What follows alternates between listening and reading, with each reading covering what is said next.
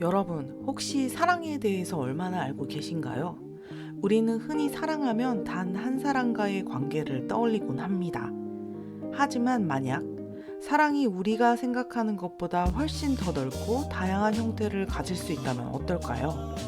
오늘은 조금 낯설지만 흥미롭고 깊이 있는 사랑의 형태, 바로 폴리아모리에 대해서 이야기해 보려고 합니다.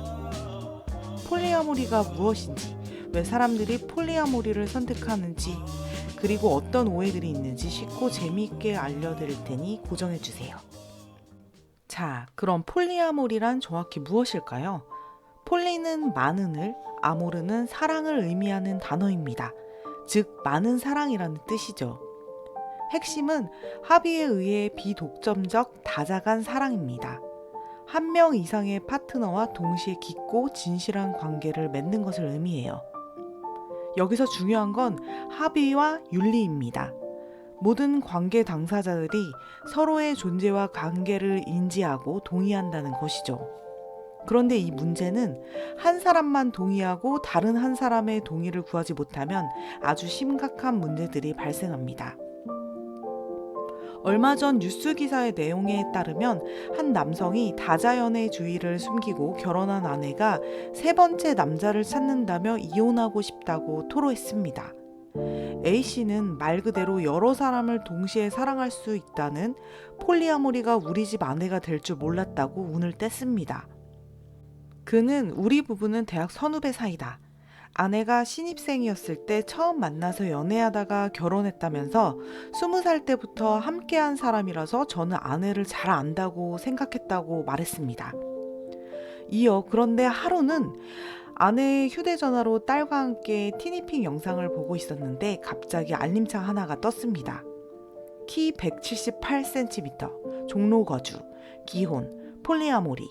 뭐지 싶어서 눌러봤는데 믿고 싶지 않은 진실과 마주했다며 아내는 익명 트위터 계정으로 두 사람과 3년 넘게 관계를 이어왔고 지금은 세 번째 상대를 찾는 중이었다라고 토로했습니다. 이에 대해 아내에게 추궁하자 아내는 사생활을 함부로 보며 형사고소감이라며 되레 화를 냈다가 결국 실토했다고 합니다. 아내는 난 폴리아모리다. 당신도 사랑하고 우리 가족도 소중하지만 그 남자들도 사랑한다고 밝혔습니다. A씨는 어떻게 그런 사랑이 있을 수 있냐, 이해할 수 없다. 전 지금 이혼을 고민 중이다 라고 말하며 아이들이 걱정되지만 신뢰가 무너진 관계를 이어나가는 게 더 고통스럽다며 폴리아모리도 이혼 사유가 될 수 있냐고 물었습니다. 2008년 10월 23일 개봉한 아내가 결혼했다도 비슷한 내용입니다. 폴리아모리에 관한 유형과 형태도 다양하고 아주 흥미롭습니다. 브라질에서는 6명의 폴리아모리 가족이 10대 아들 둘을 키우면서도 어떻게 관계를 잘 유지하는지 공개했습니다. 41세의 켈 마세타레와 42세의 브루노 코르디스코는 고등학교 시절 연인이었으며 19세의 헨리와 13세의 헥테를 키우는 동안 평생 일부 일처제를 지키기로 맹세했습니다. 하지만 그들의 맹세는 오래가지 못했고 그들은 관계를 더욱 깊어지게 하기 위해 새로운 것을 시도하기로 결정했습니다. 콘텐츠 제작자인 켈은 우리가 서로에게 품고 있는 사랑은 변함없지만 그것이 다른 유대감과 공존할 수 있다는 것을 알게 됐습니다. 라고 말했습니다. 그리고 그것은 우리가 함께 만들어 온 것에서 아무것도 빼앗아 가지 않습니다. 라고 밝혔습니다. 대만에서는 가장 믿을 수 없는 배우로 뽑힌 레이용에 관한 이야기입니다. 아내 6명과 동거 아내 1명당 월 300만 원씩 받고 71세의 7번째 아내와 결혼한 사연입니다.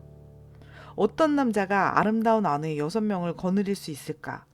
그는 어떻게 6명의 여자를 한 방에서 함께 살 수 있도록 만들었을까? 그녀가 그의 유일한 아내가 아니라는 것을 알았을 때 그들은 어떤 기분을 느꼈을지 매우 궁금합니다.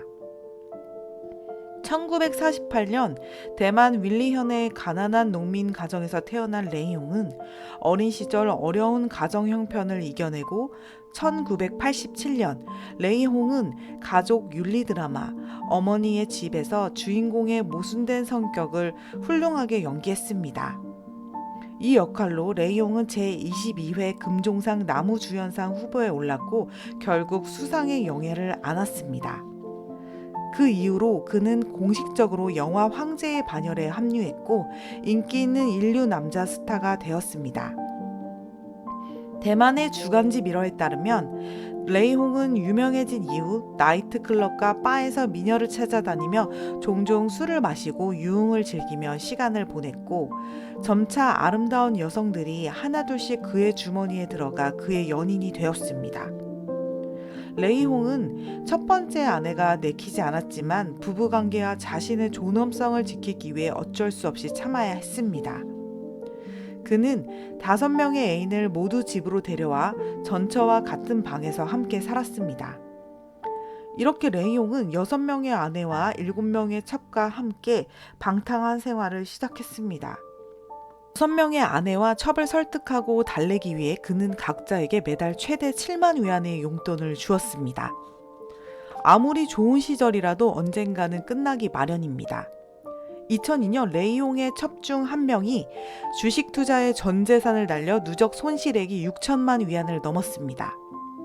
레이용은 빚을 갚기 위해 여러 부동산을 팔았고 심지어 자신의 저택까지 전당포에 맡겼습니다. 가문이 쇠퇴하자 그의 전처와 첩 6명이 그를 버리고 떠났고 이는 그에게 육체적, 정신적 고통을 안겨주었습니다. 인생의 가장 깊은 절망에 빠져있던 71세 레이용은 예상치 못한 일을 겪었습니다. 병원에 입원해 있던 중 자신보다 20살이나 어린 간호사를 만났습니다. 그 간호사는 훌륭한 의사였을 뿐만 아니라 그를 세심하게 돌봐주었고 그 모습에 깊은 감동을 받았습니다. 두 사람은 금세 사랑에 빠져 교제를 시작했습니다. 레이홍은 이 관계를 위해 가족에게 등을 돌리는 것을 주저하지 않았고 결국 자신이 바라던 대로 이 충실한 7번째 아내와 결혼했습니다. 레이홍은 이제 70대지만 여전히 사랑에 충실합니다. 솔직히 요즘같이 결혼 한 번 하기 힘든 세상인데 진짜 대단하게 느껴집니다. 어떤 관계의 형태든 가장 중요한 것은 서로에 대한 존중과 이해, 그리고 진실한 사랑이라는 것을 다시 한번 생각해보는 시간이 되었으면 합니다. 오늘의 교훈. 아직 우리나라에서는 안 돼. 끝.